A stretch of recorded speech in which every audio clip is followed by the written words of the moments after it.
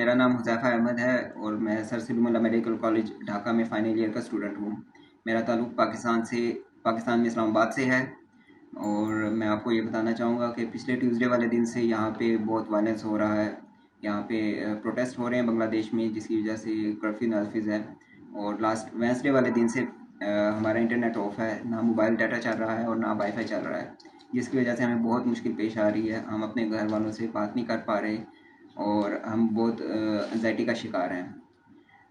और यहाँ पे बाकी मुल्कों से रेस्क्यू फ़्लाइट्स आ चुकी हैं, जैसे कि इंडिया से, भूटान से, मलेशिया से, श्रीलंका से। और वो लोग जा चुके हैं यहाँ पे। अब मोस्टली पाकिस्तानी अब रह चुके हैं। और यहाँ पे हमारे पास अब राशन की कमी है, क्योंकि हमारा एटीएम चलना बंद हो चुका है। बाहर कर्फ्यू है तो हम बाहर भी नहीं निकल पा रहे, हम हॉस्टल तक महदूद हैं।